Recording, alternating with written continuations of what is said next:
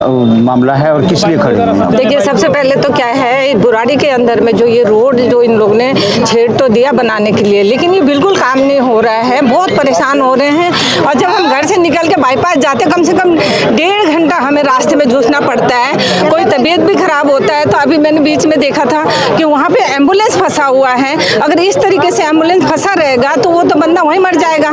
तो इसीलिए ये काम होना बहुत ज़रूरी है। इसलिए हम लोग आज भारी मात्रा में जो है यहाँ से बिल्कुल हम सड़क में निकले हैं और निकलते रहेंगे जब तक ये काम नहीं होगा। हमें काम चाहिए और कुछ नहीं, हमें यहाँ काम होना जरूरी होता है क्योंकि जनता बहुत परेशान है। धरना प्रदर्शन करने आए हैं। और किस लिए करा?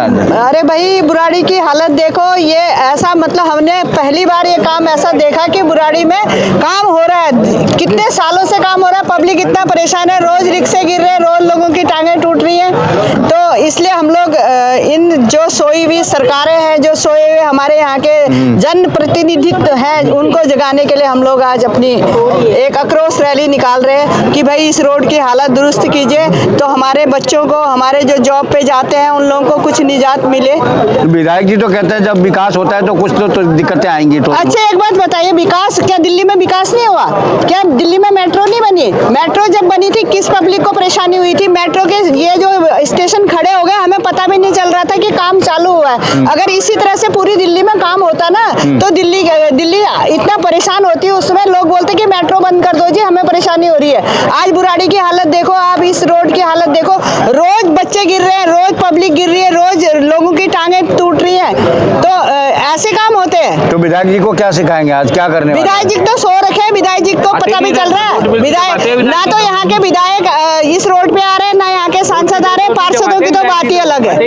विधायक है, बेशर्मी काम हो रहा है, बेशर्मी हो रहा है। काम हो रहा है। ये काम अगर ऐसे काम होता ना तो फिर भाई रहने दो इस काम को, इस रोड को लेबल कर दो, हमें नहीं चाहिए ये काम। बंद कर दो गड्ढे खोदने का। क्योंकि बार बार कहते हैं कि जब कोई भी विकास होता है ना तो उसमें थोड़ी बहुत परेशानियां आती है। 5 साल हो गए सर, यहाँ से परेशानी होती है। 5 साल से यहाँ तक बुराड़ी तक पहुँचे हैं। अगर इन्हें गड्ढे खोदने हैं तो 2 गड्ढे खोदे, उसे कंप्लीट करे, उसके बाद आगे बढ़े। हाँ जी, 5 साल हो गए, बताओ। 5 साल हो गए आपको? क्या 5 साल हो गए बाईपास से यहाँ तक गड्ढे खोदते हैं? कभी गड्ढे खोदते हैं, बंद कर देते हैं और फिर काम बंद कर देते हैं, फिर चालू कर देते हैं, ऐसे कर रहे हैं। अब देखो यहाँ से बुराड़ी स्कूल से दत्तूपुरा तक तोड़ दिया। बताओ आप, कितनी परेशानी हो रही है बच्चों को।